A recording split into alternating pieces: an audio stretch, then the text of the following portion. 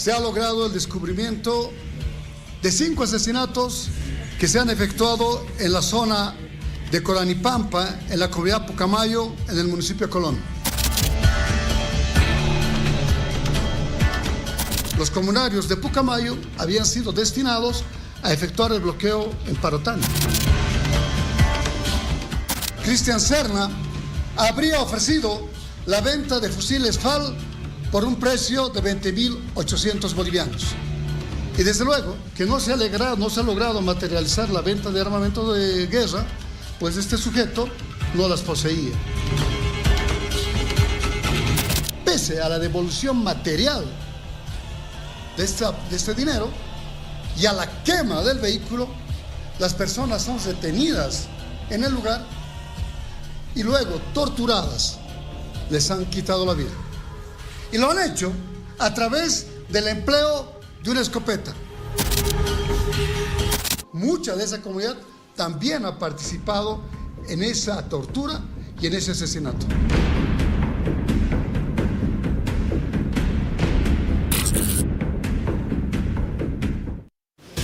Buenas noches, Bolivia. Bienvenidos aquí en vivo, arrancando de esta manera, y escuchábamos las declaraciones del viceministro de Régimen Interior, Johnny Aguilera, el general Johnny Aguilera, quien daba algunos detalles y enseguida estará con nosotros para brindarnos aún más información respecto a este macabro hecho que se ha registrado en Pucamayo, en Coranipampa, departamento de Cochabamba. Estas son las 4 víctimas, pero les recuerdo que hay un 5.º cuerpo que se ha estado buscando y que se ha estado desarrollando operativos en el lugar. Sí, fueron varios días que estuvieron retenidos y luego terminaron así, asesinados y enterrados bajo tierra. La policía desarrolló un mega operativo para poder ingresar en el lugar, que fue complicado, y poder dar con el paradero de los cuerpos, el taxista, su esposa, su hermana, que aparentemente llevaban el dinero que a través de un audio él solicitaba de manera urgente para que lo retengan. Los comunarios decían, ya no hay tiempo. ¿Venta de armas? ¿Cuál es el fondo de este hecho? Está con nosotros nuestro invitado, el general Johnny Aguilera, viceministro de Régimen Interior. Hoy nos acompaña para conocer detalles. Qué gusto saludarlo, viceministro. Buenas noches, un placer saludarla. Estoy a sus órdenes. Queremos conocer más detalles y cómo ha avanzado la investigación. Venta de armas es lo que se está viendo. Bien, la relación que existe entre el linchamiento de Pucamayo y actividades ilegales como son el tráfico de armas y el narcotráfico es un componente crítico de la investigación. Lo que hemos logrado establecer es que efectivamente estos hechos tienen su origen en los bloqueos de 24 días, pues el señor Cristian Cruz Serna se aproxima hasta este bloqueo que se estaba realizando en Parotani por parte de comunarios de Pucamayo que habían sido destinados a formar parte de esa actividad. Entonces, es en ese momento cuando se produce una transacción que ha sido fallida por la venta de 2 fusiles FAL por la cifra de 27.800 bolivianos. Ahora bien, ¿cómo es que se colectan estos fondos? En principio, durante los bloqueos se han colectado una serie de presupuestos por parte de diversidad de organizaciones de comunarios, aparentemente como mecanismos de defensa ante la presunta intervención de orden policial. Cristian Serna, si bien recibe estos 27.800 bolivianos, nunca entrega el armamento, lo que obviamente desata la reacción violenta de la comunidad. Este hecho, desde nuestra perspectiva, subraya el acceso ilegal de armamento militar, una actividad que obviamente está restringida únicamente a la policía boliviana y a las Fuerzas Armadas, lo que claro nos permite presumir que existe o contrabando de armamento o robo de armamento en unidades militares. Disculpe, viceministro, que le corte en este momento, pero aprovechando lo que me está diciendo, contrabando de armamento, venta de armamento, ¿con qué fin? ¿Para qué? Las organizaciones criminales utilizan el armamento o las armas de fuego en principio para defenderse de ataques de otras organizaciones criminales. Segundo, para enfrentar a las acciones que pueden tener los órganos regulares del Estado. Y tercero, para engendrar temor. Esa es la tipología del empleo de armas de fuego, en este caso de grueso calibre, en estas regiones. Esto ya está básicamente definido por diversos estudios. Se consiguen las armas y las municiones a través en principio, como le he dicho, de contrabando. Recientemente hemos logrado secuestrar una cifra de 222 fusiles AR-15 de industria americana, las cuales obviamente estaban destinadas al engrosamiento bélico de organizaciones de carácter criminal. Las personas que están involucradas en este hecho son un exoficial del ejército y un exoficial de la policía boliviana, con lo que podemos decir que se utilizan estas coberturas para efectuar estas actividades delictivas. Yo mismo tomé contacto con el fiscal del Perú, que me hizo conocer que a través de una línea aérea se estaba produciendo este envío de armamento. Ahora, no es menos cierto que también hace aproximadamente 30 días se ha condenado a un miembro de las Fuerzas Armadas por la venta de armamento de guerra. Tufi está con nosotros, buenas noches. Tufi, conversando con el viceministro del Régimen Interior respecto a este macabro hecho que se ha registrado en Pucamayo. Buenas noches, Luciana. Buenas noches, general Aguilera. General, ¿se ha podido establecer algún vínculo en este hecho en el que estén involucrados posiblemente autoridades locales? Se mencionó esa hipótesis. Bien, quiero rememorar que la estructura de este crimen ha estado motivada por el principal aprendido, quien ha efectuado una serie de convocatorias a una serie de autoridades. Los gobiernos municipales de Colombia, que es el municipio al que pertenece la comunidad Pucamayo, tendrían que haber tenido en principio la obligación de garantizar la seguridad ciudadana y coordinar con las fuerzas del orden para prevenir cualquier tipo de acto violento. Sin embargo, el principal aprendido hace circular un WhatsApp a través del cual se informa que estas 4 personas son señaladas como autoras del delito de robo de motocicletas en esa área y que él mismo había sido víctima de una estafa.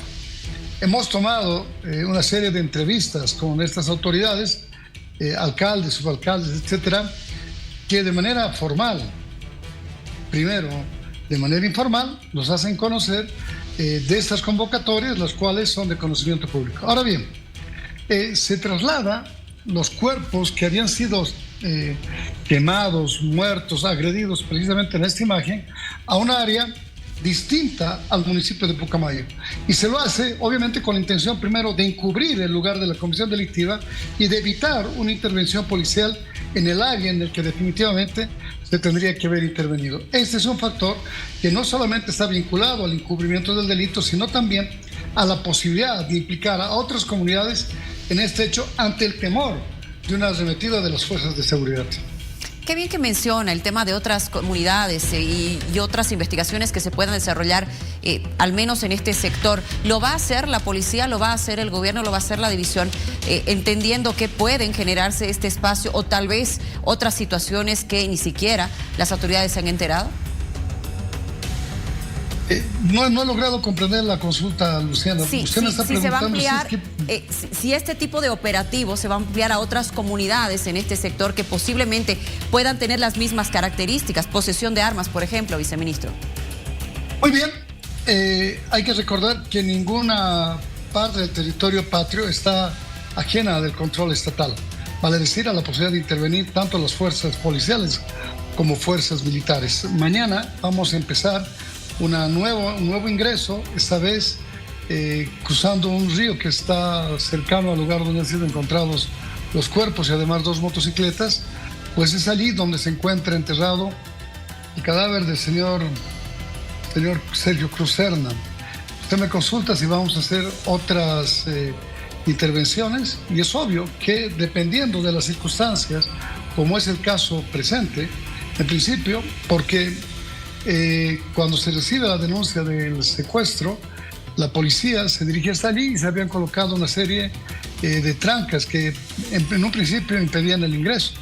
Es por eso que el ministro de Gobierno instruye que conformemos un equipo de investigación de inteligencia, primero para preservar la vida de las 5 personas.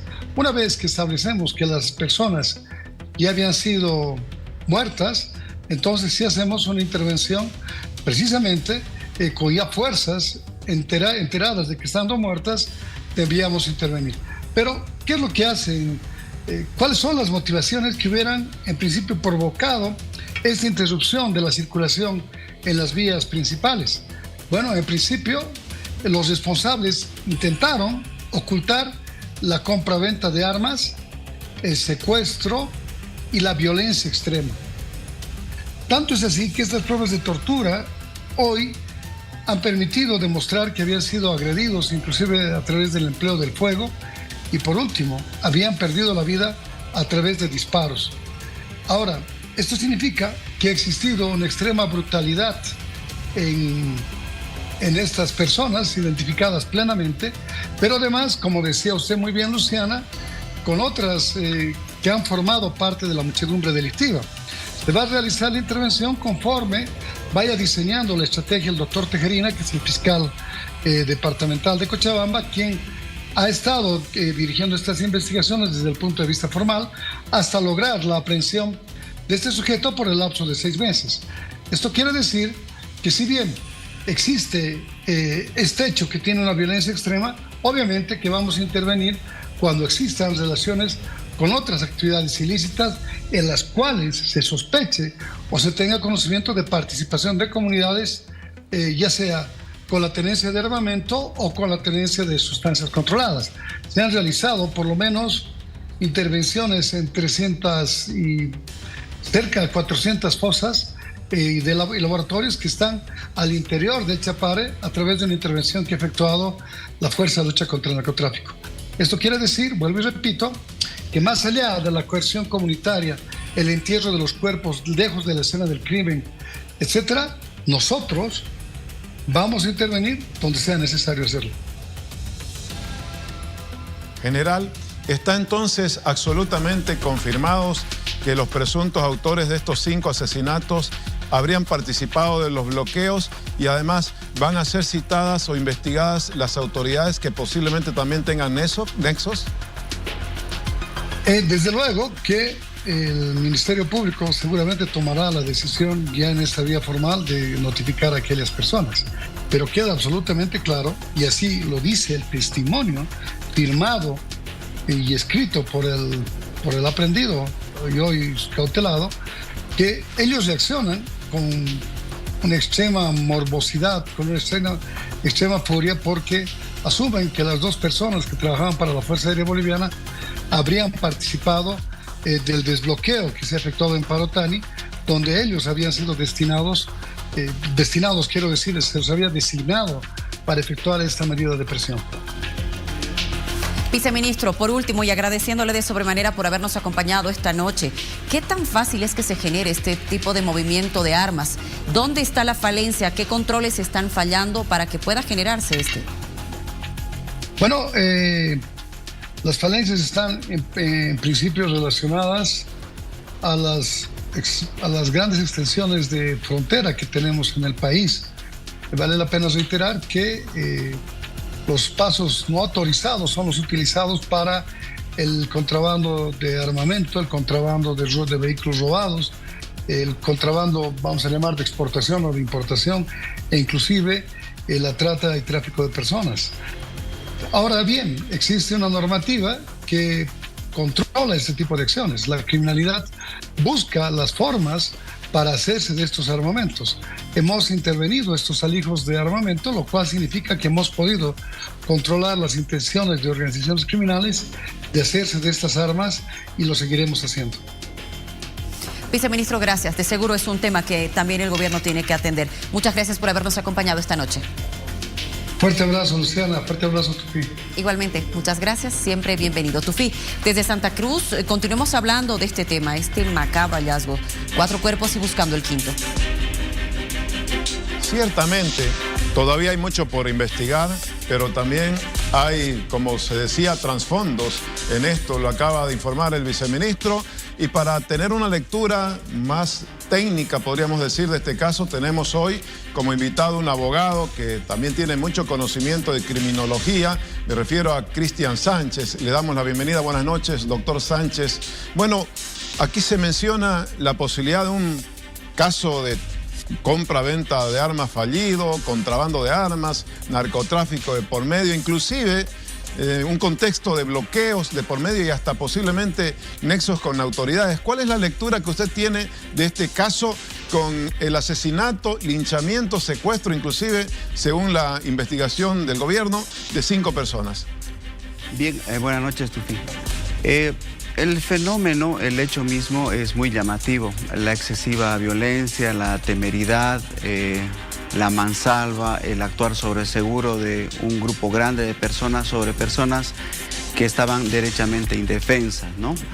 Esto llama poderosamente la atención en razón de que también se ha detectado una reacción enlentecida, digamos, de la fuerza pública y en general de las autoridades para eventualmente, si hubiera la posibilidad, rescatar a las personas con vida.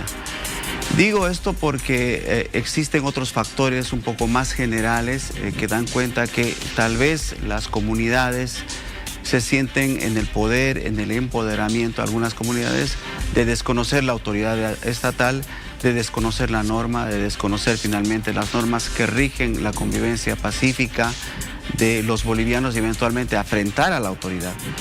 Hay un dato muy claro en ese sentido, el hecho de haber sido detectados como miembros de las Fuerzas Armadas, militares que eventualmente hubieran actuado en una intervención reciente, da cuenta de que ese hubiera sido el acicate o una motivación para derechamente acabar con su vida, merced también a otras circunstancias o variables, ¿no? Es importante que las autoridades de justicia penal actúen con vehemencia, con firmeza, para identificar correctamente todas las circunstancias del evento y por supuesto sancionar a las personas responsables. Sancionar en el sentido de mandar también una señal al pueblo boliviano en relación que no haya impunidad y también a las personas, sobre todo autoridades comunitarias que tal vez piensan que eventualmente rige otro tipo de flexibilización normativa en comunidades donde la presencia del Estado también es limitada, ¿no? No es en el volumen, en la fuerza que eventualmente uno preveyera, ¿no? Ahora, Cristian, ya hay algunas reacciones políticas sobre este caso. Se han mencionado por parte de un senador del levismo que aquí existiría una intención de armar un caso para involucrar a lo que fue el movimiento de bloqueos de los últimos 24 días que se vivieron sobre todo en la zona de Cochabamba. ¿Qué piensa usted? ¿Habrá esa intención o no? El viceministro acaba de mencionar que hay ciertos vínculos. Particularmente pienso que estamos ante un evento netamente criminal, ¿no? Donde por supuesto están involucradas muchas personas, una masa delincuencial, criminológicamente hablando. De ahí a vincular a una actividad política, yo creo que hay escasa evidencia material o documental en ese sentido, ¿no? Lo que sí es muy importante pesquisar o identificar es que estamos en una población que eventualmente no solamente tiene una conflictividad política, sino también está expuesta al trasiego de droga, al trasiego de armas, a eventualmente el trasiego de vehículos indocumentados o otra clase de actividades que están fuera de la norma, ¿no? Y esto, por supuesto, es muy llamativo porque suele ser el colchón, las condiciones que eventualmente generan el empoderamiento de ciertas autoridades para cometer derechamente delitos, ¿no? Insisto, hay que observar objetivamente el fenómeno. Esto es un evento criminal, netamente criminal, y sobre eso, por supuesto, se debe enmarcarse, ¿no?, el razonamiento que tenemos. Bueno, así estamos analizando entonces, Luciana, lo que es este macabro hallazgo de 4 cuerpos y la búsqueda de uno más en la zona de Cochabamba.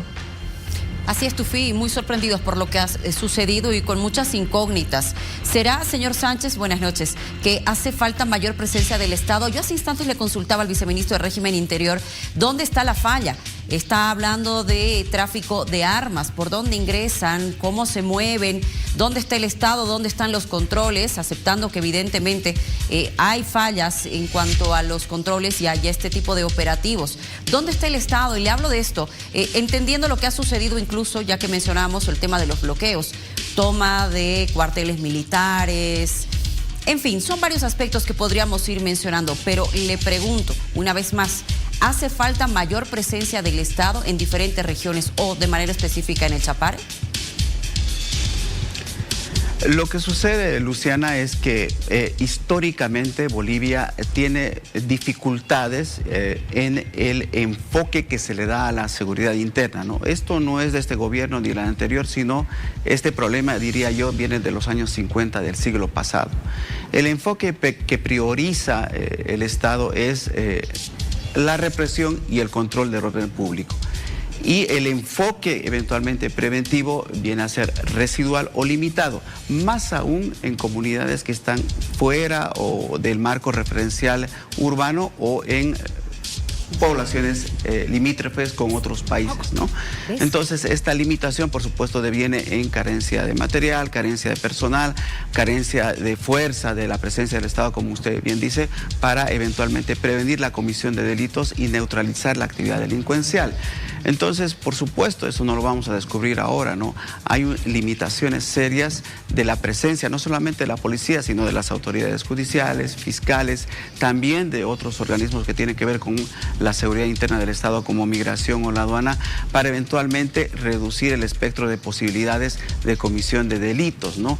Y esto hace que autoridades, hasta grupos delincuenciales, organizaciones criminales, sobre todo en el Chapare o en la frontera con Chile, respondan de manera favorable a las demandas de la comunidad en cuanto a gestionar los problemas sociales, a eventualmente apadrinar ciertas circunstancias sociales y de ese modo desplazar o generar cierto espacio de posibilidades para coludirse finalmente con las autoridades de los municipios que están, insisto, en zonas cercanas a las fronteras con otros países o finalmente que contienen unas variables que tienen que ver con el narcotráfico, el crimen organizado, la trata de personas o la circulación de vehículos indocumentados, ¿no?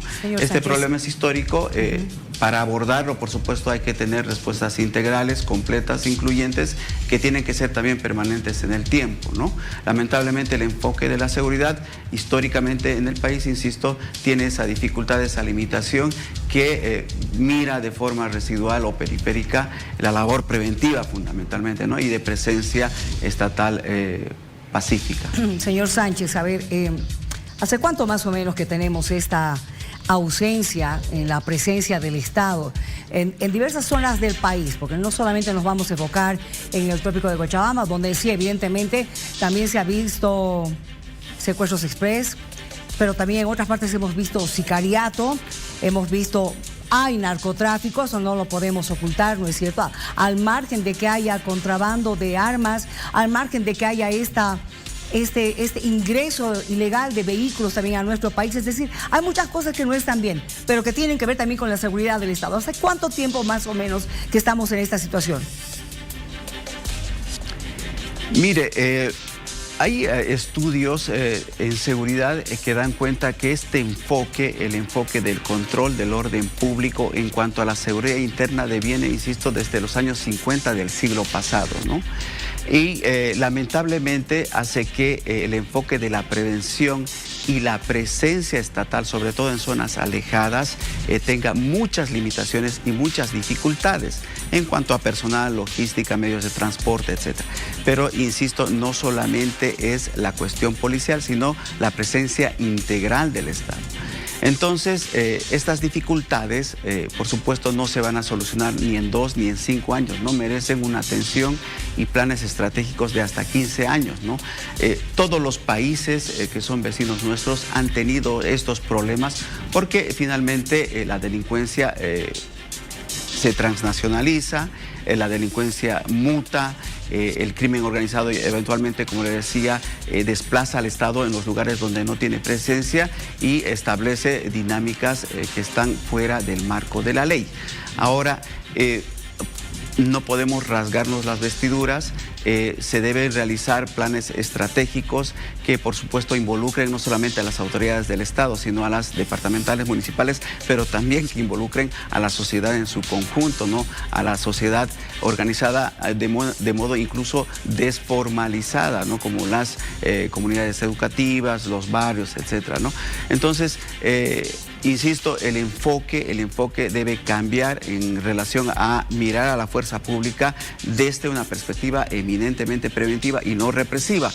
Por desgracia, en nuestro país, sobre todo los últimos 20 años más que otros, se utiliza mucho la fuerza pública para fines represivos y control del orden público en descuido y desmedro de otras funciones que corresponden más a la naturaleza de la fuerza pública, como la prevención, insisto.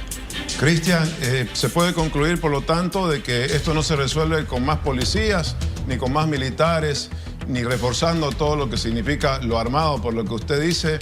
Pero bueno, en términos prácticos, lo preventivo parecería ser algo medio utópico por ahí de repente. En este momento están pidiendo ya en Chapare el retorno de la policía que hace 3 semanas no está. ¿Qué se puede hacer en ese sentido también ante un vacío de presencia al menos?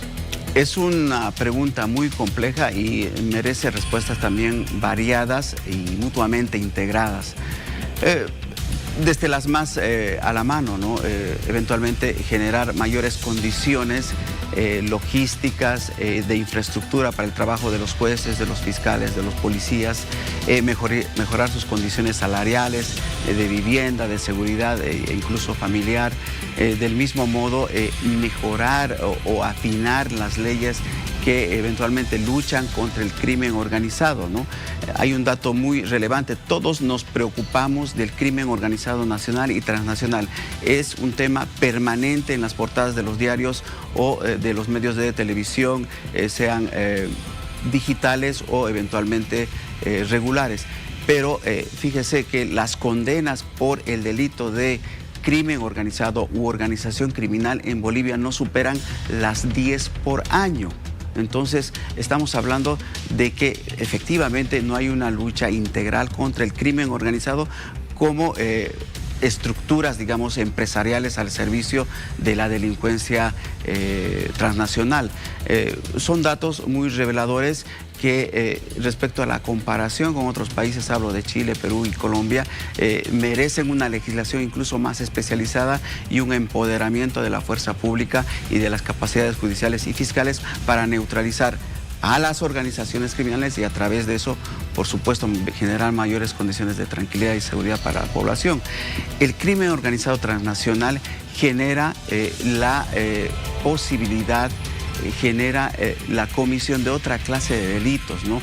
Una criminalidad organizada genera homicidios, tráfico de armas, genera enriquecimiento ilícito, genera corrupción, etcétera, etcétera, etcétera. Entonces, son datos, insisto, muy llamativos, indicadores que debemos observar para neutralizar el crimen organizado transnacional y nacional, y de ese modo tengamos mayor legitimidad, confianza en las instituciones. Otro dato que merece especial atención es el nivel de confianza. Si hacemos una encuesta seria respecto a la confianza que tiene la población, la sociedad boliviana, en los jueces, en los fiscales, en la fuerza pública o en las autoridades de gobierno, respecto al cumplimiento efectivo de su función, de su rol social de brindar protección a los bolivianos, encontramos que ni el 3 ni el 7% de los bolivianos confía en las instituciones del Estado en esa función. Entonces, ese es otro dato muy revelador sobre la carencia de confianza de la población boliviana, y esa carencia de confianza suele generar que eventualmente la gente, la masa delincuencial, se empodere ante la insatisfacción de sus demandas de seguridad o finalmente ante la sensación de que va a haber impunidad para la comisión de delitos graves como el que estamos viendo. Gracias, doctor Sánchez, por su explicación aquí en vivo. Muchas gracias, Tufi, a todos. Buenas noches a usted. Bueno, así hemos tenido una lectura de lo que ha pasado con este macabro hallazgo de 4 cuerpos y la búsqueda de uno en esta comunidad de Cochabamba. Hoy en Cochabamba, por 2 personas fue aprehendido el diputado del Movimiento al Socialismo, Héctor Arce, diputado de la Levista. Vale recalcar, él denunciaba que fue secuestrado, horas después fue liberado. Han habido explicaciones por parte de las autoridades y, claro, también un pronunciamiento por parte del diputado Héctor Arce. Miriam está con invitados y hablamos del tema.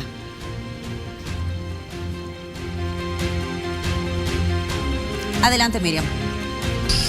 Queremos también conocer de la propia voz del ministro de Obras Públicas, Edgar Montaño, qué fue lo que ha pasado, por qué se procedió a la orden de aprehensión en contra del diputado Héctor Arce. ¿Cómo está, ministro? Muy buenas noches.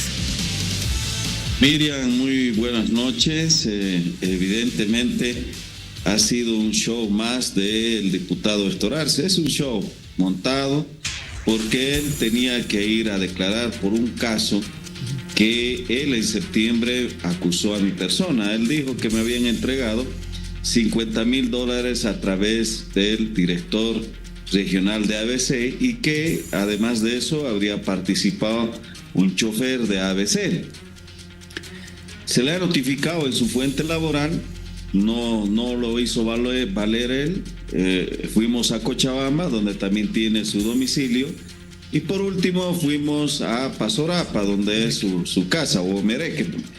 Y entonces él se hizo al desentendido, ni su testigo clave ni él quisieron declarar, se abstuvieron, y evidentemente realizó uso indebida de bienes y servicios. El artículo 126 dice con mucha claridad: el que usare a su favor no solamente bienes, sino personal, es decir, funcionarios públicos, comete un delito.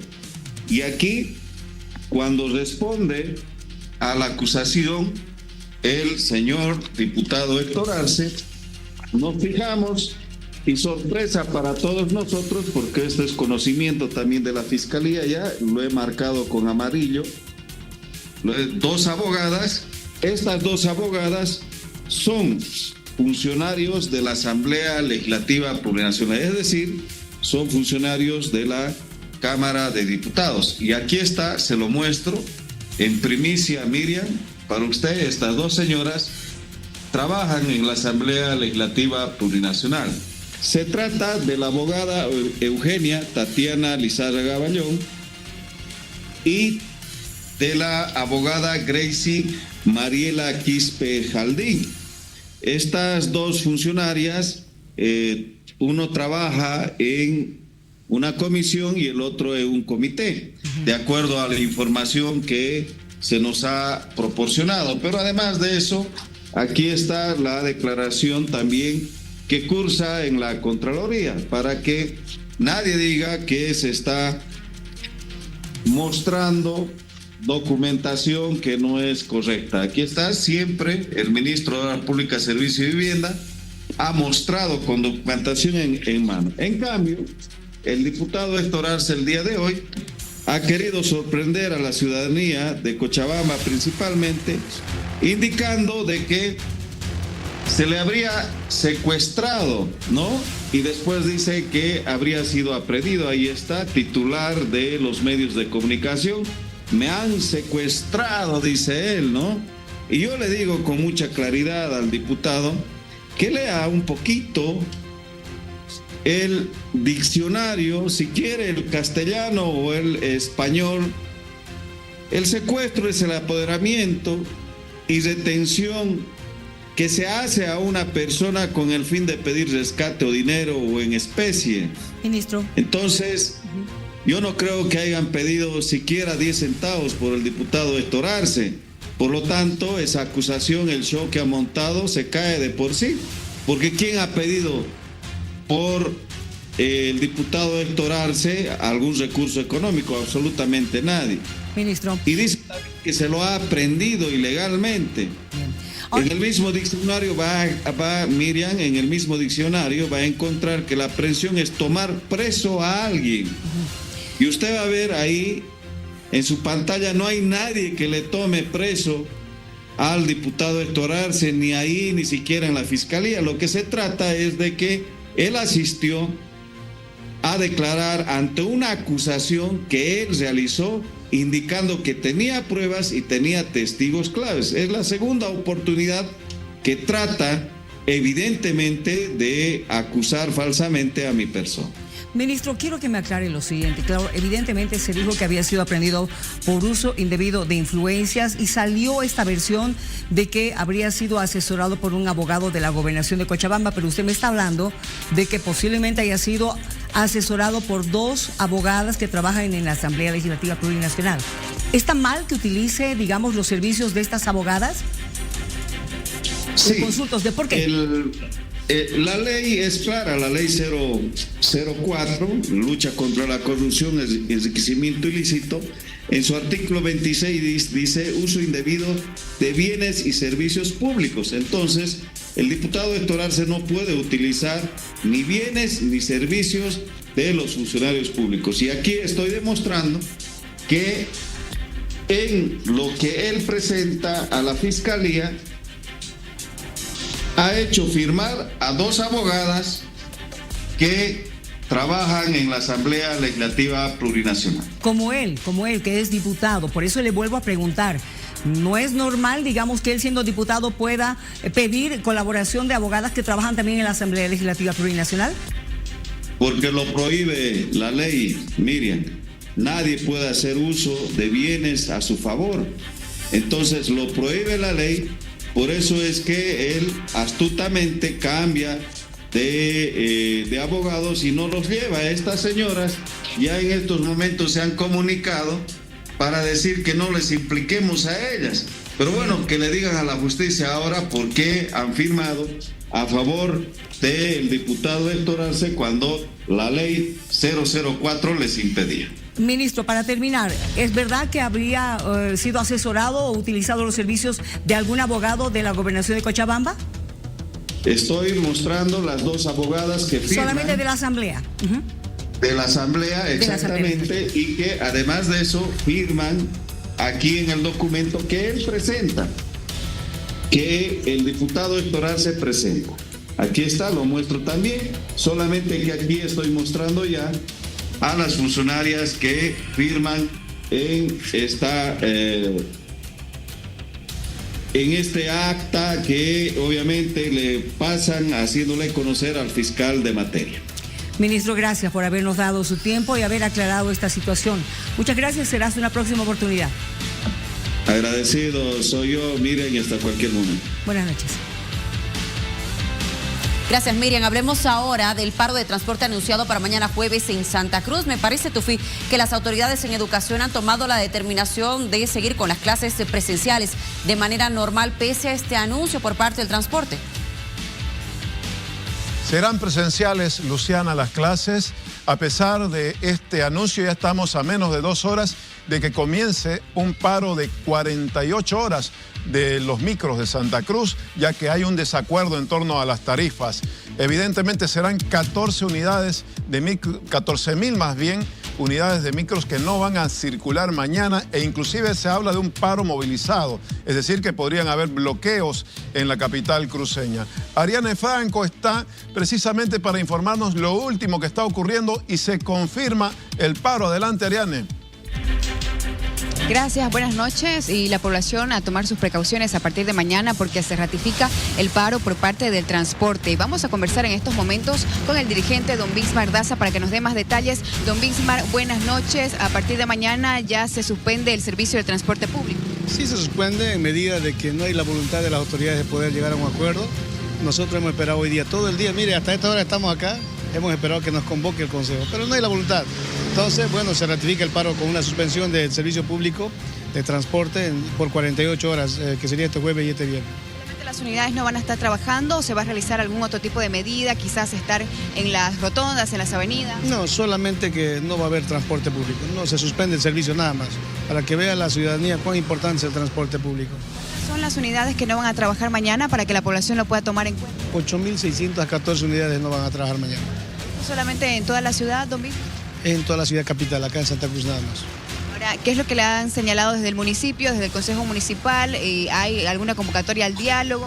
No hay nada, no hay ninguna voluntad. O sea, nosotros vemos y decepcionados, ¿no?, con las autoridades que no se sientan al lado del transporte porque también somos pueblo. Estamos pidiendo un pedido justo, de una nivelación justa al costo de vida de hoy en este momento.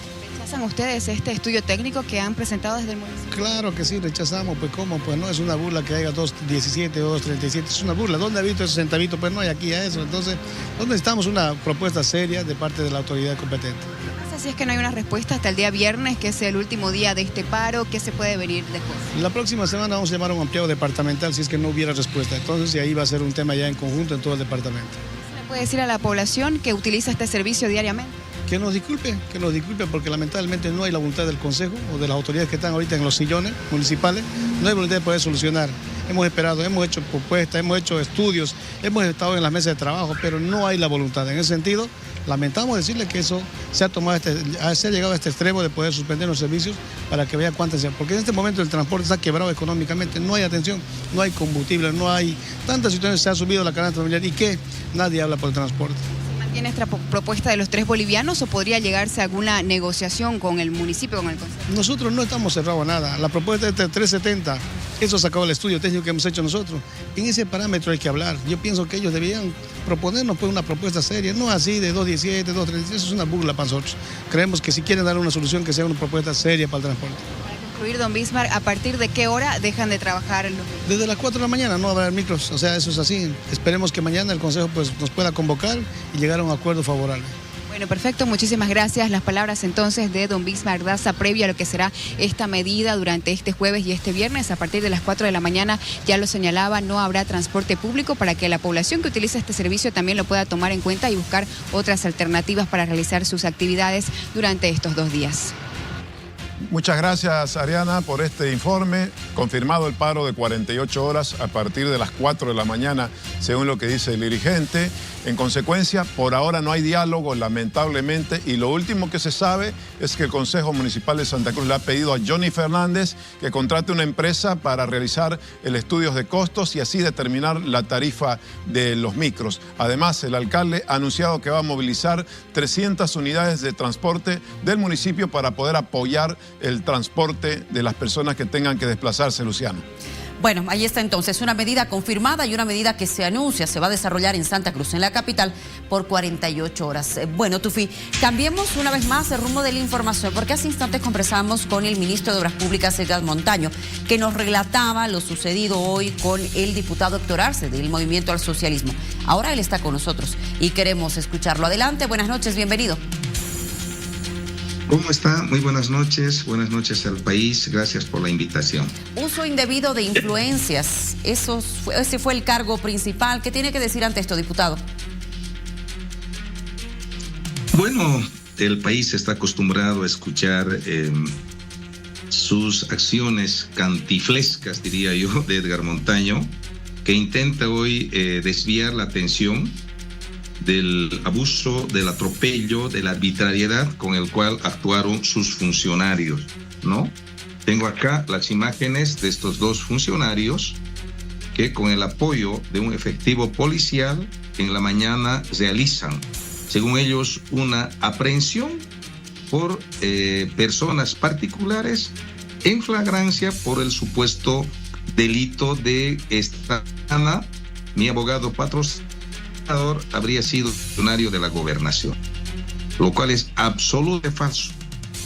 Después de haber verificado, consultado, él no es funcionario de la gobernación. Acá demuestro en esta fotografía donde 2 efectivos policiales me están custodiando durante la aprehensión. Tengo acá las declaraciones juradas de esos 2 funcionarios, donde por un lado está Grover Bautista Suxo, es Ministerio de Obras Públicas, Servicios y Vivienda. Tengo la otra declaración jurada de otra funcionaria, Fedra Eugenia Tosico Rosel. Si acá se muestra, es el momento en que con el apoyo de un efectivo policial me aprenden, y cuando nos trasladan a la FELCC, acá este sujeto está con una polera rosada y acá se pone una chamarra azul y usa un barbijo. De la misma forma, la mujer acá está con una ropa negra, luego en la FELCC se pone un chaleco, chamarra blanca o chompa con su barbijo, ¿no? Entonces se disfrazan para no ser identificados. Ese es el tema de fondo. Entonces, luego sale con que hay uso indebido de influencias. Va a tener que demostrar el señor Edgar Montaño. ¿Por qué? porque hemos presentado el día de hoy la denuncia penal contra estos dos funcionarios por el delito de privación de libertad. Diputado. Privación de libertad, y van a tener que decir quién dio la orden, con qué recursos viajaron hasta Cochabamba, a realizar qué trabajo, etcétera, etcétera. Entonces van a tener que explicar. Lo demás a mí me tiene sin cuidado lo que hoy intenta hacer Edgar Montaño para desviar la atención de la atrocidad que el día de hoy cometieron contra mi persona. Ahora, diputado, entonces, según lo que usted dice, ¿usted no ha usado los servicios de esas dos abogadas de la Asamblea Legislativa Plurinacional? En ningún momento, María René, ¿por qué?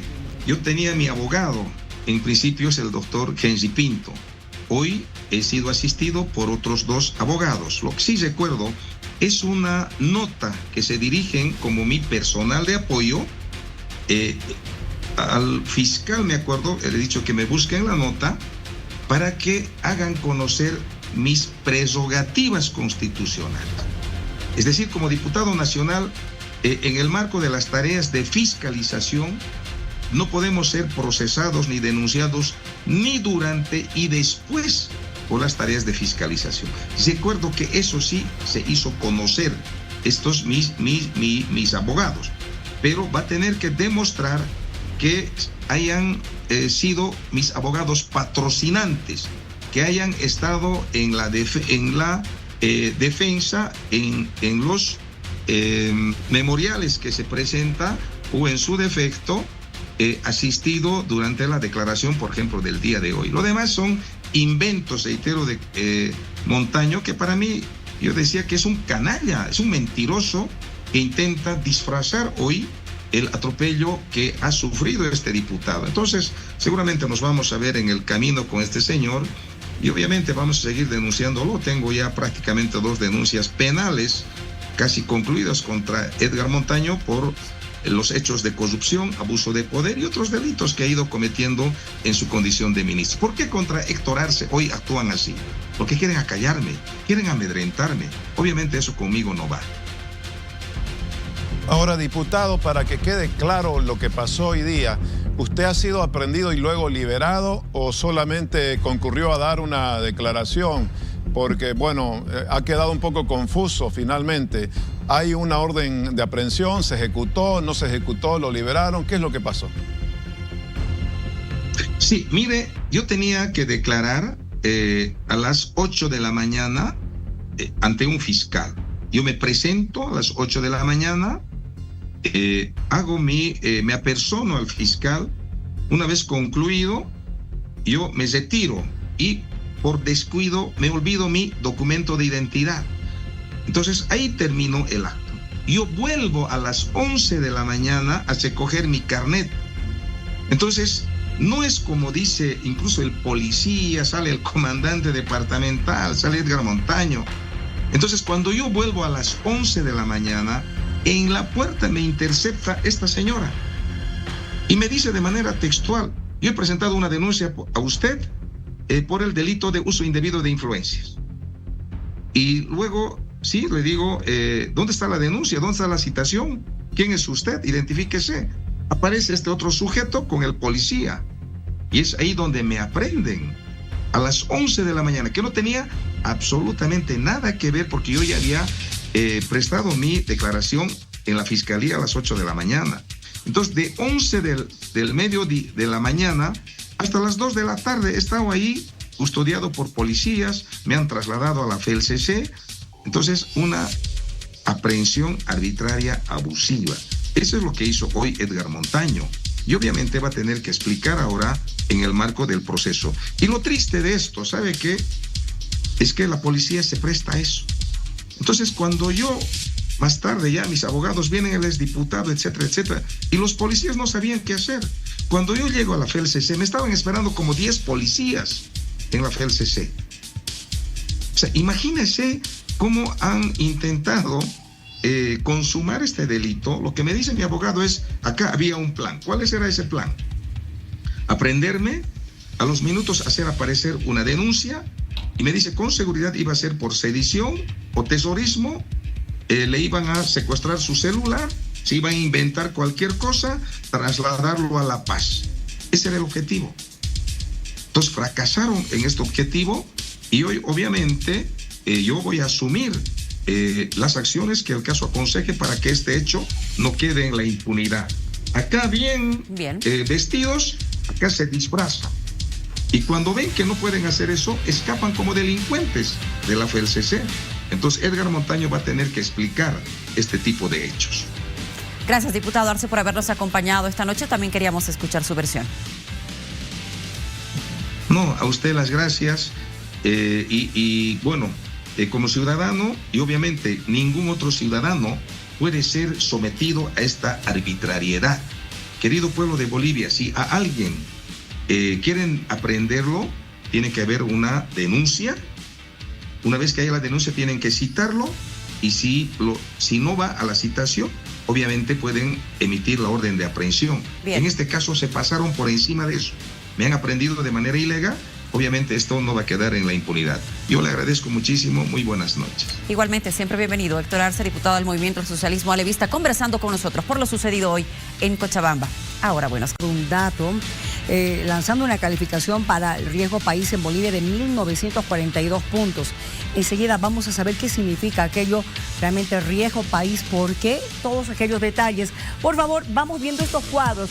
A ver, el riesgo país, el que peor está es Venezuela, porque tiene 20.226 puntos según su riesgo país. Bolivia está con 1.942 puntos. Ecuador con 1.322. Argentina ha bajado increíblemente a 772 puntos. El Salvador con 423 puntos. JP Morgan es una empresa financiera global y Bloomberg es un portal de noticias que tienen que ver con economía. Ahora, ¿cuáles serían las raíces de la crisis en nuestro país? La caída en las exportaciones de hidrocarburos, la escasez de dólares y combustible, la inflación creciente y los conflictos políticos y sociales. Vamos a hablar, por favor, le damos la bienvenida ya al economista Gonzalo Chávez, que además es maestro en estos temas. ¿Cómo está? Muy buenas noches. Buenas noches, Miriam. Un gusto estar con ustedes, un placer. Igualmente. A ver, cuéntenme, por favor, ¿qué significa que tengamos un riesgo país de 1.942 puntos? Mira, en primer lugar, lo que hay que decir es que este riesgo país no es novedad. Ya varias calificadoras de riesgo te han puesto otro tipo de indicadores como CCC, que es muy bajo. Ha habido también calificadoras de riesgo que han dicho que somos un país con problemas de sostenibilidad de la deuda, etcétera. Varios organismos internacionales y calificadoras de riesgo están diciéndote que estás con problemas macroeconómicos y sociales muy profundos. Este es un indicador que va a los radares de los inversionistas extranjeros directos y que te dice que tu situación macroeconómica es muy complicada. Cuando uno ve los datos del déficit público, el déficit comercial, la escasez de dólares, la escasez de divisas, la escasez de gasolina y diésel, los problemas serios de conflictos que hay en el país, la disputa del poder, todo eso va a un radar de los bancos de inversión o calificadoras de riesgo y te colocan, con este caso, 1.942 puntos, que si comparamos con Venezuela, pues estamos muy bien, pero Venezuela es un país casi quebrado. Pero si vemos, por ejemplo, un país como Brasil, tiene 200 puntos. Esta calificación de riesgo, sobre todo, por ejemplo, se manifiesta en si Bolivia quisiese conseguir créditos externos, estos van a ser sumamente caros, probablemente entre 15 y 20% al año, ¿no es cierto? Porque tu riesgo país es muy elevado. La tasa de riesgo país se la compara generalmente con la tasa de interés que uno paga por muchas cosas, pero sobre todo sobre esa tasa de interés, lo que viene en concreto es la tasa de riesgo país. Es el costo de la desestabilización macroeconómica que hay, el costo de los conflictos sociales que se traduce en enormes dificultades para conseguir inversión, para conseguir préstamos, y manda una señal muy dura a los inversionistas nacionales y locales, a los consumidores. Te dice que el país no tiene viabilidad futura en el corto y mediano plazo. Gonzalo, por favor, si me permites mencionar lo siguiente. Hoy también Juan Pablo Espineto publicó un artículo en el portal Bloomberg que titula lo siguiente: la tragedia de Bolivia terminará en devaluación, default y caos. quiero que me expliques o me analices esto enseguida. Pero voy a mostrarte, por favor, los siguientes datos. ¿Será que estamos en el momento de la tormenta perfecta? Entendiendo lo siguiente, por favor, adelante. Vamos con la siguiente información. Caen las remesas desde el exterior hacia Bolivia, caen un 11%. El 37% proviene de España, el 20% de Estados Unidos, el 16% de Chile, el 27% de otros países como Brasil, Argentina, Italia. Entendiendo, Gonzalo, que esto también tiene que ver por lo denominado crisis mundial, que también está afectando a otros países. Caen las remesas, la caída de los últimos años. De enero a septiembre del 2020, 1.437 millones de dólares. De enero a septiembre del 2023, 1.436 millones de dólares. Y de enero a septiembre de este año, 948 millones de dólares. Sí, este 2024 se siente una caída mayor en comparación a las gestiones 2020 o 2023. Entendiendo una vez más, y te lo resalto, Gonzalo, que se habla de una crisis mundial y que la economía en el mundo en general no está bien. Y eso también afecta a las remesas. Quiero escuchar tu análisis. Bueno, mira, todos los indicadores externos están mal, pero no solamente porque el contexto externo es difícil, sino porque varias políticas económicas que hemos tomado son bastante difíciles.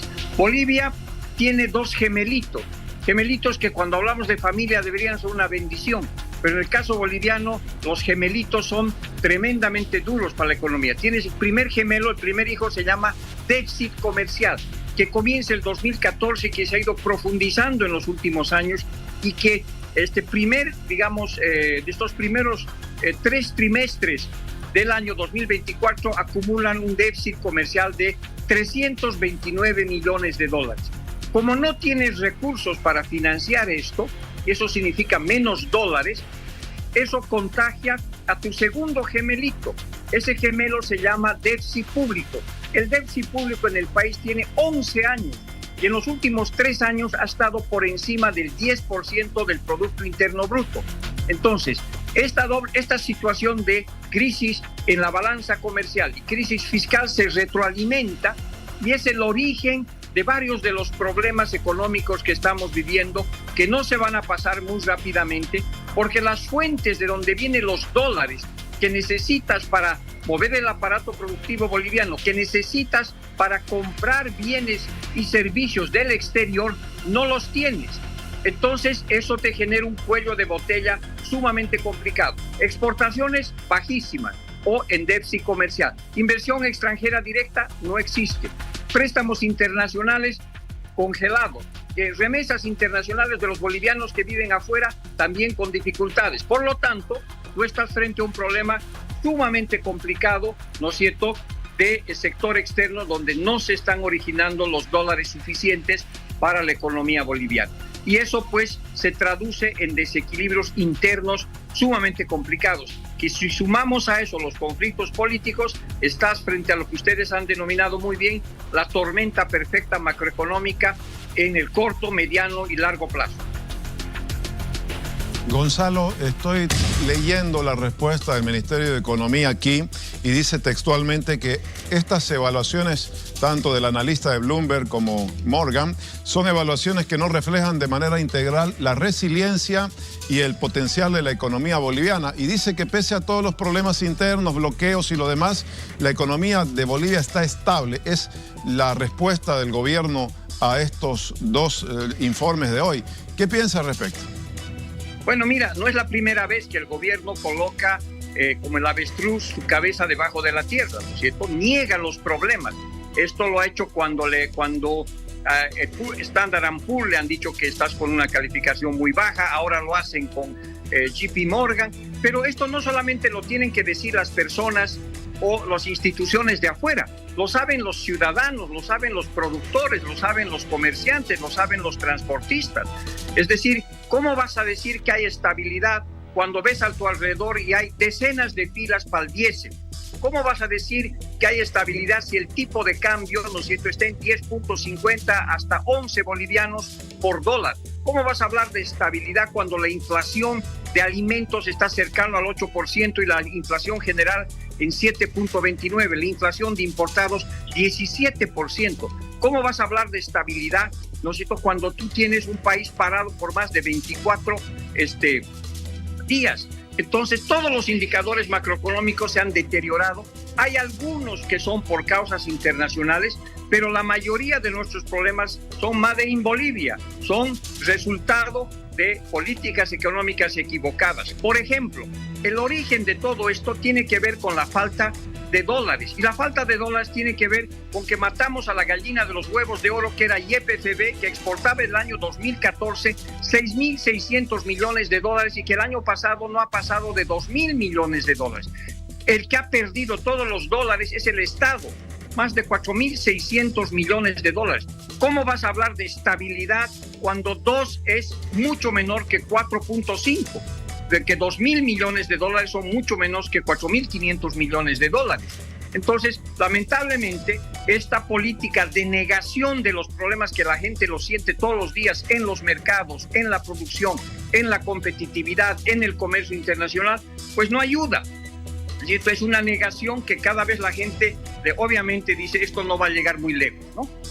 Muy bien, muchísimas gracias, señor Chávez, por haber hablado con nosotros. Es importante también conocer su criterio con relación a esto que ha dicho hoy JP Morgan con relación al riesgo país. Gracias, buenas noches. Muy buenas noches, muchas gracias. Que le vaya muy bien. A ver, JP Morgan, Luciana, ha hablado de los factores internos en Bolivia que están motivados, dice, por intereses personales y políticos. Haciendo mención a los bloqueos, a estos movimientos, ¿verdad? Y que esto justamente ha afectado el desarrollo del país, el comercio, el abastecimiento interno, y ha generado una imagen negativa del país hacia la comunidad internacional. Eso es parte de lo que mencionaba JP Morgan en esta publicación o en este análisis desarrollado. Y yo vuelvo a resaltar este otro de Bloomberg, sí, que titulaba, y es un título muy fuerte, es ¿verdad? Terrible. Tragedia de Bolivia. La tragedia terminará en devaluación, default y caos. Sí. ¿Qué te parece si lo seguimos analizando? Por favor, esta vez vamos a darle la bienvenida a Martín Moreira, que también es analista económico, para conocer también tu criterio. Tú el otro día dijiste, estamos regular. Ahora, este riesgo país que dice JP Morgan, ¿qué te hace pensar a ti? ¿Cuál es el análisis que sacas, por favor? En primer lugar, creo que hay que ver una realidad que tenemos en este momento, una realidad económica, una realidad después de un paro de 24 días donde el índice inflacionario se ha elevado. Pero cuando tú ves noviembre y dices, bueno, estamos mal, ¿qué podemos hacer? Empezar a dialogar. ¿Y esto qué te genera? Te genera una reducción de precios en muchos productos, como el pollo, entre otros, que ha empezado a estabilizar sus precios. Cuando yo leo a JP Morgan y leo al señor Spinetto de Bloomberg, el analista económico que escribe para Bloomberg, y veo que el señor sigue utilizando datos pasados, y empiezo a ver que solo su análisis va por una arista sin analizar los logros que ha logrado el Estado boliviano, la economía boliviana en un 2024 con una crisis política muy fuerte, donde tenemos un crecimiento de 2.58%, donde se está logrando controlar la inflación en noviembre, reduciendo los precios de los alimentos, donde se ha implementado políticas que están entre las 5 recetas mágicas de muchos analistas, como la liberación de exportaciones plenas y la reducción de la tramitología, para generar divisas comerciales, estas divisas comerciales que van a servir para las importaciones. Cuando tú ves unas reservas internacionales netas que han crecido de $1.700 millones a $1.979 millones, y esta misma ley 1503 te ha permitido pagar en su totalidad el servicio de la deuda, que esta misma ley y todo lo que ha producido el Estado te ha permitido mantener una subvención hasta el mes de octubre de $2.300 millones.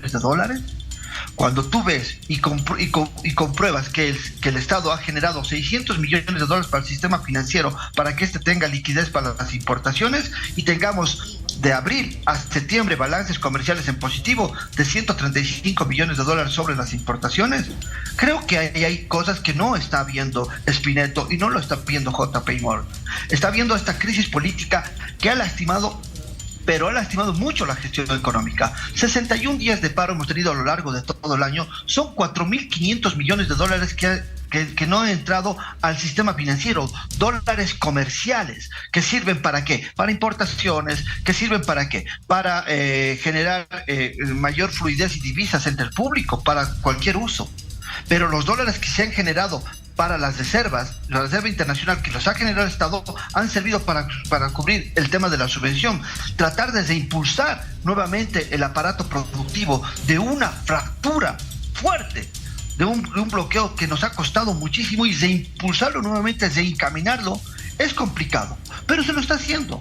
Cuando tú ves que la microeconomía y los precios están bajando en el mercado, te das cuenta que sí hay políticas que sí están resultando, que sí hay una resiliencia, y eso se refiere, creo, cuando leía a tu compañero de trabajo el tema de la resiliencia. La resiliencia significa que estás empezando a generar nuevas opciones dentro de un clima político muy complicado. Vemos que hay bloqueos en las carreteras y bloqueos en la Asamblea Plurinacional, bloqueos de recursos frescos de inversión extranjera directa. Entonces, ¿de qué estamos hablando? Estamos hablando que la visión de Spinetto y de JP Morgan solo agarra una arista que sí es reconocible, una arista donde hay una crisis política en Bolivia.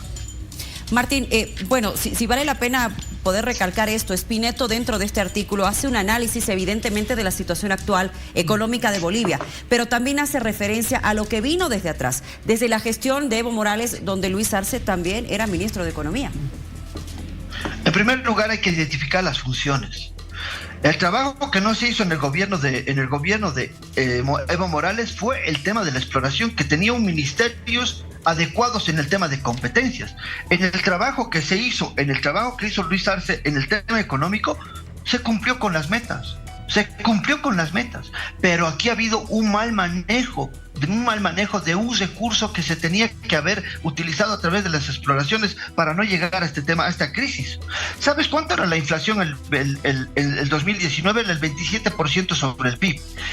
Del 2019 al 2020 la inflación ha crecido en 6 puntos porcentuales, y me sorprende que lleguemos al 33% en un gobierno que solo duró 8 meses y se ha endeudado el 6% más del país. No sé en qué, no compraron ni un barbijo.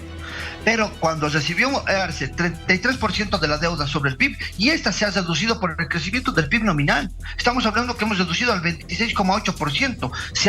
Ha crecido el aparato productivo, y este aparato productivo se demuestra cuando tú ves el indicador del PIB boliviano. 2021 6.1, 2022 3.6, 2023 3.2, 2024 a mediados 2.58. ¿Eso qué significa? Que hay efectividad en las políticas económicas, que tampoco lo ve Spinetto. Y también Spinetto habla de un tema que ya ha pasado para reafirmar su posición. Yo creo que realmente es un análisis que le falta un poco más de claridad o investigación sobre lo que está haciendo el país. Los logros que está consiguiendo el modelo económico frente a una situación externa difícil y una situación todavía más complicada aquí en el tema económico, donde ha sido un disparo de misiles constantes a la gestión económica, que claramente ha generado un malestar económico lógico cuando esto se genera una crisis política muy fuerte que lastima la gestión y la economía del país. Martín, no hay señales de que esa crisis política vaya a pasar. Al contrario, sigue aún, al parecer, ahondándose la confrontación y lo demás. E inclusive vamos a entrar en un año electoral que probablemente va a elevar aún más el riesgo país. Ante esa realidad, ¿qué se puede hacer? En primer lugar, ser prácticos. Tenemos que ser totalmente prácticos, y el Estado tiene que basarse en lo que tiene ahora. Y lo que tiene ahora es el aparato productivo. Agropecuario, industria, manufactura, minería, servicios, turismo. A eso se tiene que abocar. Por eso hace la liberación plena de exportaciones. Por eso genera condiciones de reducción de tramitología en todos los campos de las exportaciones. ¿Para qué? Para cerciorarse que los dólares entren al sistema financiero y tengamos esas divisas a través del certificado de devolución impositiva. Esos dólares comerciales, si logramos ingresar con una mayor capacidad en temas de exportación y una mayor fluidez, esto va a generar condiciones plenas de crecimiento y de dólares comerciales, que es lo que más necesitamos en este momento. El tema de la sustitución de importaciones, si es que el Estado ya empieza a aplicarlo desde el primer trimestre del 2025, nos va a tener dólares comerciales que nos hacen falta para las demás ocupaciones que necesita el país, como importaciones, como el tema de insumos. Si se logra ese paso, vamos a tener una respuesta fuera de lo político, porque estamos hablando específicamente de lo económico. Y creo que eso está apuntando el Estado, porque realmente si lo tenemos a Andrónico Rodríguez en el Senado, él va a seguir bloqueando mejor que arquero paraguayo los goles. O sea, ¿por qué? Porque está jugando en contra de Bolivia, está jugando en contra de los bolivianos, estás deteniendo créditos que serían muy interesantes para dar un poco de liquidez y estabilidad a los dólares comerciales que necesitamos en el país y que necesitamos con urgencia. Gracias a las leyes que se han implementado como la 1503, podemos tener una deuda externa completamente pagada. Podemos tener todavía y tener la mirada en generar subvenciones a los hidrocarburos, pagar los aguinaldos puntualmente, generar los bonos que tanto necesitan las clases vulnerables. Que creo que eso tampoco lo valora JP Morgan y peor Spinotto, porque Spinotto no hace una mirada completa. Pero sí, el tema crítico en Bolivia es la crisis política. Entonces hay que cambiar. Hay que ser prácticos y hay que empezar por las exportaciones, por apalancar de manera más profunda el aparato productivo boliviano, y ahí está el diálogo que se va a realizar con ANAP por los carniceros, con los sectores productivos como los mineros. El Estado debería empezar a explorar las tierras raras que se tienen en el oriente para empezar a producirlas. Ahí se van a generar divisas rápidamente, más rápido que con los hidrocarburos. Martín, muchas gracias por habernos acompañado esta noche aquí en vivo y por tu análisis. Muchas gracias, Miriam, muchas gracias. Un saludo a todos y que tengan un feliz descanso. Igualmente, gracias. 23 horas 24 minutos, buenos consejos. Antes de ir con un consejo, nos ha escrito el alcalde, ojo, sí que hay, pronóstico para esta noche. Lluvias, ¿verdad? Entre el 20 y 21. Sí, hasta la madrugada, dice, de este 21. Probabilidad alta del 90% de lluvias débiles durante la noche y el amanecer. No se prevé, como ocurrió otros días, no se prevé crecidas alarmantes en los ríos de la ciudad y, en todo caso, el personal del gobierno autónomo municipal están en constante trabajo y viendo lo que está pasando. Muy bien. Bueno, y el estar con grandes maestros realmente es un orgullo, es una pieza aparte en la galería mental. Y hoy estamos con Tupai, les agradecemos mucho la presencia. Gracias. Querido maestro Edwin, Máster, ¿cómo andan? Es un gusto estar con ellos, pero nos han venido a visitar, pero porque también la gente va a tener algo especial el viernes 22 en el Coliseo Don Bosco. Así es, mi hermano, estamos muy contentos de estar en La Paz. Tenemos un concierto muy lindo este viernes 22 de noviembre con todo el grupo de Tupai. Somos 10 músicos que llegan de Cochabamba, muchos bailarines, además la presencia de Wilson Molino, de Rocío Moreira. Realmente va a ser un espectáculo de más de 3 horas, así que queremos invitar a todos nuestros hermanos de La Paz que nos acompañen. Estamos viniendo de mucho tiempo, así que queremos tener la mayor cantidad de gente posible en el Coliseo Don Bosco. La gente ya se ha enterado, las entradas VIP casi ya han desaparecido, el 90% ya han volado. Claro que sí, no podía ser de otra manera. Hay artistas importantes como Rocío Moreira, Wilson Molina y, como no, servidores Tupai. Estamos con todo el repertorio. Llegan desde Cochabamba los músicos, 10 músicos y todo el ballet, la danza que tiene pues Tupai. No puedo dejar que se vaya sin que nos toque algo. Mira, con todo gusto vamos a hacer una pequeña improvisación de un tema. A ver, un tema un poco romántico para esta hora de la noche. A ver. Claro que sí, aprovechando. Feliz cumpleaños, Chicho, a la distancia, toda la familia. A ver.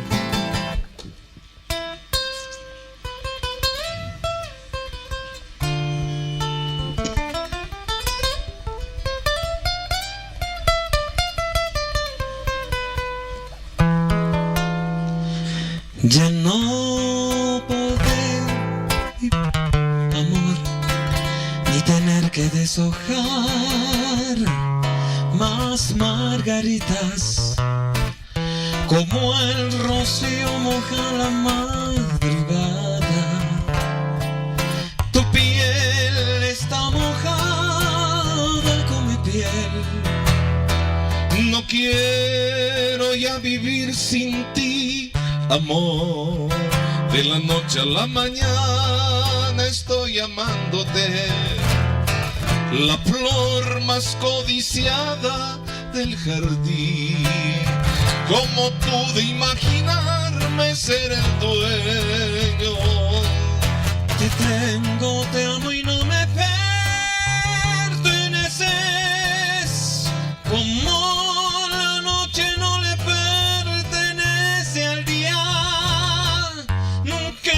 vida había besado tanto, como contar estrellas en el firmamento.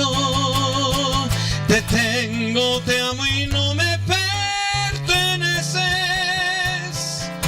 como la risa no le pertenece al llanto. Nunca en mi vida había besado tanto, como contar las hojas secas del otoño. Te tengo, te amo y no me perteneces. Te tengo, te amo y no me perteneces. Te tengo, te amo y no me perteneces. Muy bien, solo Tupac nos puede hacer soñar así, ¿no? Nos puede hacer emocionar así. Está Luciana en el estudio, también está Miriam. Hay algo que también ellas quieren pedirle a Tupac, y cómo no, Oye, también. no hay derecho. No hay derecho a comenzar con una canción que así te hace un ras en el cuerpo. Con Luciana hemos hecho un chinchín incluso. Qué linda canción. Realmente estoy encantada de poderte escuchar. Bueno, Miriam, Luciana, qué gusto de poder emocionarlas con esta primera canción que realmente escribimos hace 25 años, imagínate, en el primer disco de Tupac y América Latina. Bueno, podemos cantar algo un poquito más alegre para que no se pongan tristes, ¿no? Dedicado aquí a nuestro compañero. Jorgito, para vos. Ojalá sea que eres cholero, hermano.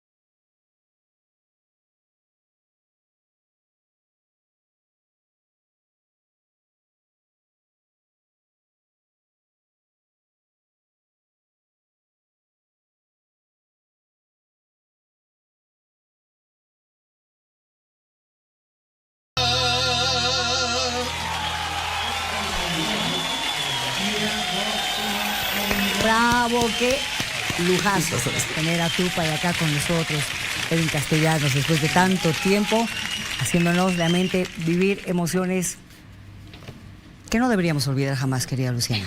¿Verdad? Te has romantiqueado. Oye, a propósito de emociones, yo no sé qué ha sentido mucha gente estos días cuando ha escuchado en el Congreso declaraciones y acusaciones, y al final se ha dicho de que sí, los extraterrestres están viviendo en el fondo del mar, que esas luces que usted ve ahí no son mentira, que son reales. Es más, estoy hablando de 4 expertos que han estado justamente dando sus declaraciones, entre ellos funcionarios de la NASA, de las Fuerzas Armadas y el Departamento de Defensa norteamericanos, y también un periodista independiente. Han declarado ante la Cámara de Representantes y han señalado de que los ovnis son reales. ¿Puedes creer, Luciana? No, son muchas todavía teorías. no. Son muchas teorías las que se registran alrededor de todo el mundo y desde hace muchos años. Evidentemente, la modernidad de lo digital y la tecnología ha ayudado muchísimo a que las pruebas sean mayores. Sí, bueno, y también han dicho de que Estados Unidos tiene inteligencia que no es humana, que es extraterrestre, incluso mecanismos que serían extraterrestres.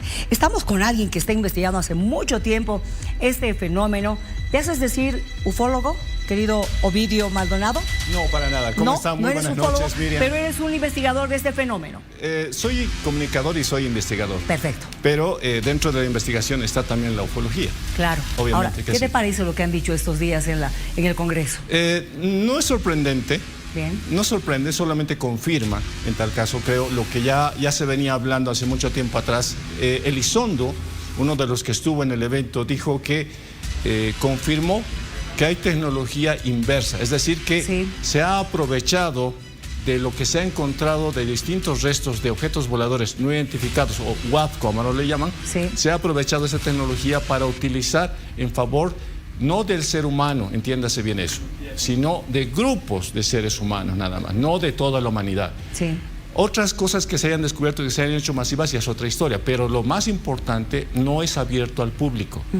De hecho, estamos en un momento en el cual solamente en este año, han habido una serie de congresos donde se ha revelado. Tengo en mis manos, por favor, si podemos hacer un acercamiento, documento oficial del Ministerio de Culturas de Perú. De Perú, a ver, por favor, si podemos acercarnos hacer con la cámara. acercamiento, por favor. ¿Sí? Documento oficial de Perú, febrero del 2024, es decir, de este año, donde ahí lo tienen, sí, lo tienen ahí, donde dice literalmente, estamos hablando de febrero del 2024, de nuestro país vecino, donde dicen literalmente que ellos, al estudiar algunos restos, en este caso hablamos de las momias de Nazca, no tienen forma ni instrumentos para demostrar. Por lo tanto, dice, no es posible pronunciarnos, pero no niegan que sean extraterrestres o intraterrestres. Ahora, ¿qué pasó en Estados Unidos? Sucede que en este congreso del 13 de noviembre, es decir, hace más de una semana atrás, se confirmó que hay vida extraterrestre. Cuando dices vida extraterrestre, te refieres a vida que puede estar abajo, arriba y entre nosotros. Han hablado de más de 700 casos. 700 avistamientos de objetos voladores no identificados, de los cuales 30 se habrían reportado o se habían catalogado como posibles objetos voladores no identificados. El resto está por determinar, según lo que dicen ellos. Pero aquí viene lo mejor todavía. ¿Qué creen? ¿Debajo de nosotros hay vida? Sí. Otra universidad, en este caso la Universidad de Princeton. Veamos ese documento, por favor. Otro documento. Terremoto, 1994, ciudad de Cochabamba, departamento de Cochabamba. Hubo un terremoto de gran importancia en ese lugar. No, en Iquique. Sucede que, en Aquile, perdón. Aquile. Y sucede que en ese lugar, cuando hubo este terremoto, esta universidad le pareció raro que el terremoto desapareciera, la magnitud expansiva, la onda expansiva desapareciera cuando iba hacia abajo del terremoto. Hizo sus estudios desde 1994 a la fecha. ¿Y qué creen? Sucede que el 15 de febrero del 2019, meses antes de la pandemia, sucede que ellos dan a conocer su informe indicando de que a 660 kilómetros de profundidad hay un mundo interno. Ese mundo interno tiene cuevas, tiene túneles, tiene lagos, tiene ríos, tiene una montaña más grande que el Everest, tiene mares, tiene maleza y por lo tanto tiene vida.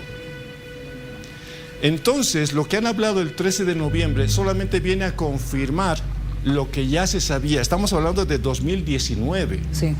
Entonces, y un terremoto de 1994 que determina que habría vida debajo de nuestros pies, literalmente. Entonces, lo que ocurrió el 13 de noviembre está ratificando lo que ya sabíamos, lo está reconfirmando. Ellos lo dijeron. Ahora, ustedes saben que en nuestras historias de Bolivia se habla mucho de los volcanes y de la adoración a los volcanes. Bueno, sucede que no es una adoración por adoración. Los antiguos habitantes de esta parte del mundo ya adoraban ese lugar porque de ahí salían las naves. Entonces, la forma de conexión del mundo interno con el mundo externo era mediante la salida por volcanes y por los lagos, en este caso, el lago Titicaca. Ok, no sé si podemos ir con las imágenes, por favor, algunas imágenes de apoyo. ¿Quieren ver objetos voladores no identificados? ¿De cuándo? Este año. De este año, a ver. Vámonos con el orbe de California, por favor, si es posible ir con esa imagen de un orbe en California, noviembre del 2024, es decir, hace unos días atrás se observaba estos orbes. No sé si podemos ir con las imágenes. A ver, por favor, en producción. ¿Es esto? No. Es algo reciente. No. Esto sería lo que señalaron que habían visto. Estas son imágenes de hace 2 años atrás. ¿Sí? No son las actuales. Las imágenes actuales son las que traje. Pero son imágenes que también llamaron la atención porque esto se vio en Estados Unidos. Son imágenes de Estados Unidos. Pero bueno, esta es una imagen más antigua, catalogada para muchos de falsa y otros dicen que no, que es verdadera. Pero ahí quedó el debate. No sé si podemos Mientras preparamos las imágenes, por favor, de Ovidio, nosotros salimos a la calle y le hemos preguntado a la gente qué opina sobre esto. Vamos a escuchar algunas opiniones.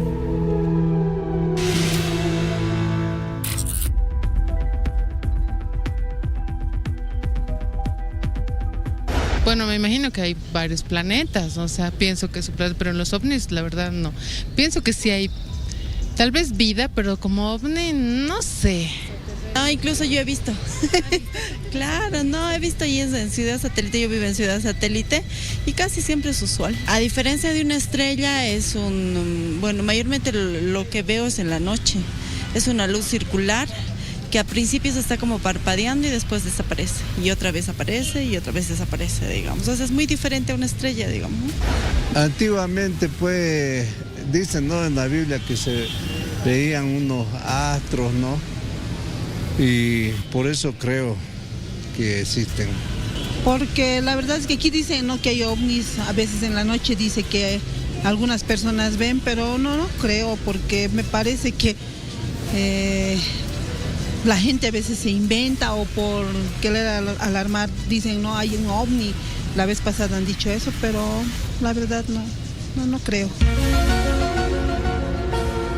Yo tuve varias veces la ocasión de ver, yo vivo por abajo por Bolonia, vivía allá, no estoy por ahí, pero en las noches veía cómo luces incluso aparecían y se perdían y hacían nada.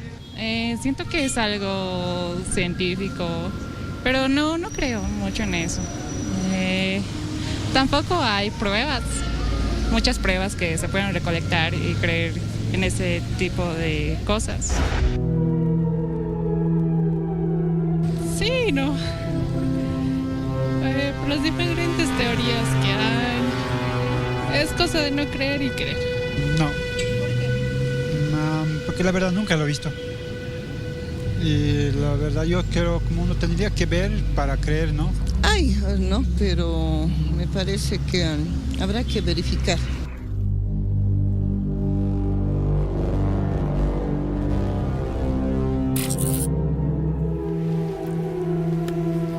Luciana. La mayoría de las personas opina que sí, que ha visto, que ha tenido alguna experiencia. Exacto, ¿no? Sí, la mayoría. A ver, tú estabas pidiendo unas imágenes. Sí. De un orbe que se captó en noviembre de 2024, es decir, hace unos días atrás. ¿Qué es un orbe, para empezar? Un orbe es un objeto usualmente de colores chillantes, pero sería, vamos a ver más adelante las imágenes, después de ese primer orbe, hay un primer orbe que se ha encontrado ya en tierra y lo han filmado. ¿Cuándo? Hace unos días atrás en Tamaulipas. Ya lo tenemos las imágenes, no sé si podemos ir con eso.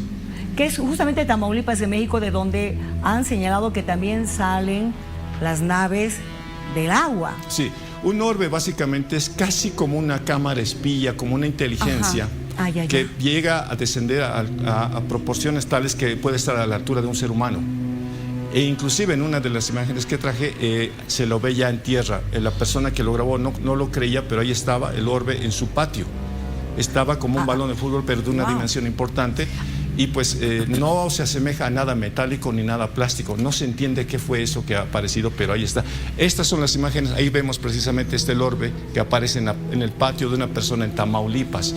Ese orbe, reitero, no parece metálico ni plástico. No se entiende el material. Son pequeños. ¿Pero fue estudiado?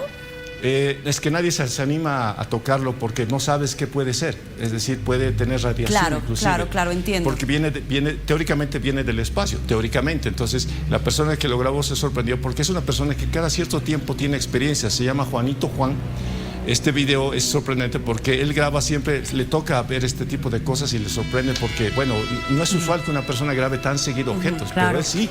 Entonces, no sé si podemos ir con la siguiente imagen, por favor. Ovidio, mientras tanto, me gustaría que me digas lo siguiente, porque cuando han hablado frente al Congreso han señalado que ya hace mucho tiempo están aquí, que están viviendo bajo agua, pero tú me hablas también bajo tierra, en medio de nosotros, en el aire.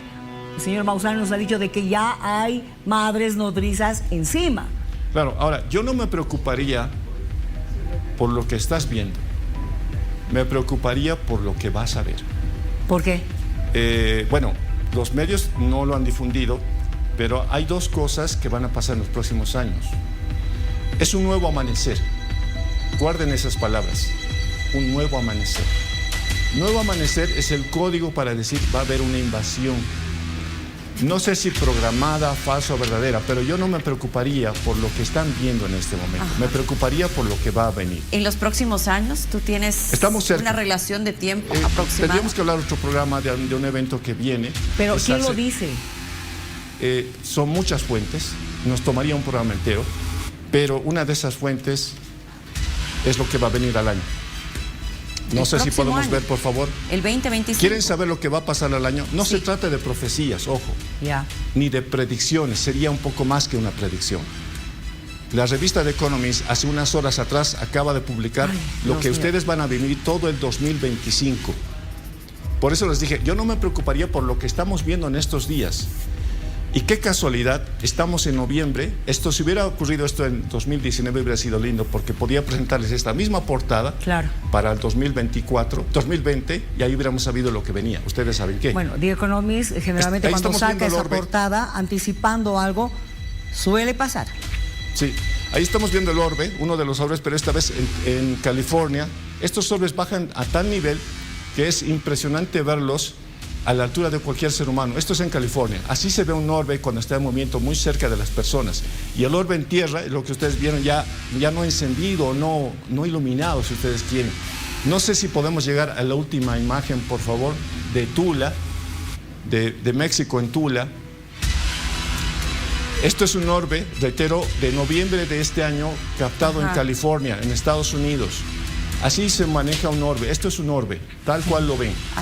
Ahora, no sé si nos da el tiempo para mostrarse imagen del extraterrestre. Queremos comprometerte para que podamos tener una segunda parte, Ovidio. Esto es un tema muy interesante y a nuestra audiencia le interesa muchísimo.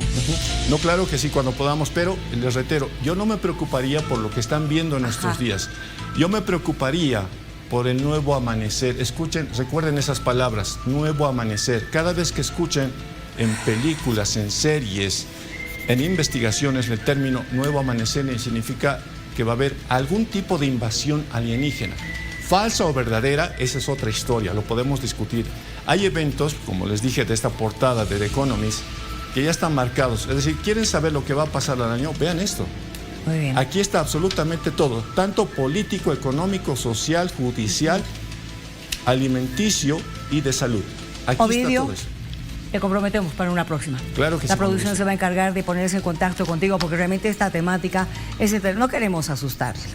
Pero obviamente tenemos que también hablar un poco más de esto. Lo están hablando ya en Estados Unidos, ¿por qué no lo vamos a hablar nosotros? Vámonos a una pausa. Ya venimos.